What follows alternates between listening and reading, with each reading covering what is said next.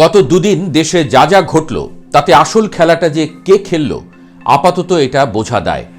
হাদির গুলিবিদ্ধ হওয়ার থেকে শুরু করে উন্নত চিকিৎসা এমনকি মৃত্যু সবকিছু নিয়েই কেমন যেন একটা ধোঁয়াশা দেশের আকাশে। চারদিক থমথম করছে। এরই মধ্যে দেশের দুটি প্রভাবশালী গণমাধ্যম পোড়ানোর চেষ্টা, ভারতীয় হাইকমিশনে হামলা, ছায়ানট উদীচিতে অগ্নিকাণ্ড, সনাতন ধর্মের একজনকে ধর্ম অবমাননার অভিযোগে পিটিয়ে এবং পুড়িয়ে হত্যা। এত সব ঘটনার পেছনে কে কোথা থেকে নাড়ছে কলকাঠি? সবচেয়ে বড় কথা হলো, এগুলো কি আদতে ইনকিলাব মঞ্চের আহ্বায়ক ওসমান হাদির হত্যার প্রতিশোধ, নাকি তার আড়ালে ঘটে চলেছে আরো ভয়ঙ্কর কোনো চাল?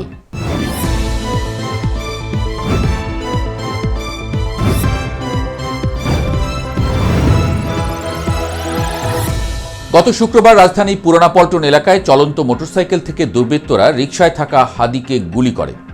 তিনি ঢাকা ৮ আসনের সম্ভাব্য প্রার্থী ছিলেন।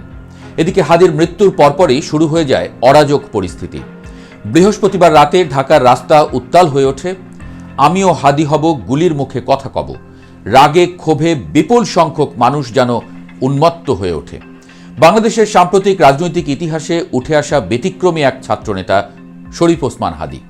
বয়সে তরুণ হলেও ২০২৪ সালের গণ অভ্যুত্থানের সময় তিনি হয়ে উঠেছিলেন আন্দোলনের অন্যতম পরিচিত মুখ।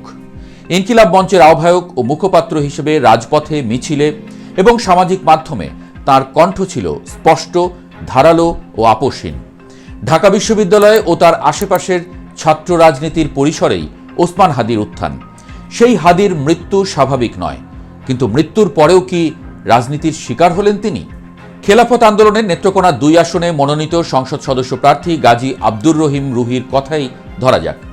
১৯ ডিসেম্বর শুক্রবার সকালে নেত্রকোনায় বিক্ষোভ মিছিল শেষে জেলা প্রেস ক্লাবের সামনে বলে বসলেন, ইনকিলাব মঞ্চের মুখপাত্র শরীফ ওসমান হাদি হত্যাকাণ্ডের বিচার না হওয়া পর্যন্ত দেশে কোনো নির্বাচন হতে দেয়া হবে না।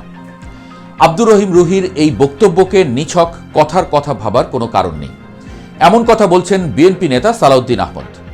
প্রথম আলো এবং ডেইলি স্টারে হামলার কথা উল্লেখ করে দলটির স্থায়ী কমিটির সদস্য সরকারকে এই হামলা নির্বাচন বানচালের কোনো অপকৌশল কিনা তা খতিয়ে দেখতে আহ্বান জানিয়েছেন। প্রশ্ন উঠছে নাগরিক সমাজেও। সাংবাদিক থেকে শুরু করে সচেতন সব মহল ওই রাতের ঘটনায় সরব। বৃহস্পতিবার মধ্যরাত থেকে প্রায় শেষ রাত পর্যন্ত যা যা ঘটেছে এর পেছনে কার হাত রয়েছে তা নিয়ে এখন পর্যন্ত মুখ খুলছেন না কেউই। আপাতত দৃষ্টি সেদিকে। দেশের বাইরে থাকা দু একজনকে এই হামলার নেতৃত্ব দিতে দেখা যায়, কিন্তু এর বাইরে এই হামলায় কারো কালো হাত আছে কিনা তা নিয়ে প্রশ্ন উঠছে। এদিকে শরীফ ওসমান বিন হাদির মৃত্যুকে কেন্দ্র করে দেশ জুড়ে সহিংসতা, ভাঙচুর এবং অগ্নিসংযোগের ঘটনায় গভীর উদ্বেগ প্রকাশ করেছেন বিএনপি মহাসচিব মির্জা ফখরুল ইসলাম আলমগীর। তিনি স্পষ্ট করে বলেছেন, একটি চিহ্নিত মহল পরিকল্পিতভাবে দেশকে নৈরাজ্যের পথে ঠেলে দিতে চায়। এই গোষ্ঠী গণতান্ত্রিক উত্তরণের প্রক্রিয়াকে অনিশ্চিত করার ষড়যন্ত্র করছে। কার কথা বলছেন মির্জা ফখরুল? এরপর সেই খেলাফতে আন্দোলনের রুহির কথাই ধরা যাক। তার সমমনা দলগুলো বলার চেষ্টা করছে হাদি হত্যার বিচার না হওয়া পর্যন্ত নির্বাচন পেছানোর কথা। শুধু নির্বাচন পেছানোর দাবিই নয়, বিপ্লবী সরকার গঠন সহ আরও বহু কথা চাউর হয়েছে বাজারে। আবার একটা মহল বলার চেষ্টা করছে বিএনপির শীর্ষ নেতারাও এখন টার্গেট, আর এসবই তারেক রহমানকে নিঃসঙ্গ করার মাস্টার প্ল্যান।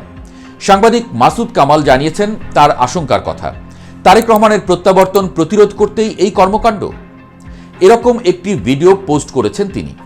এখন কথা হচ্ছে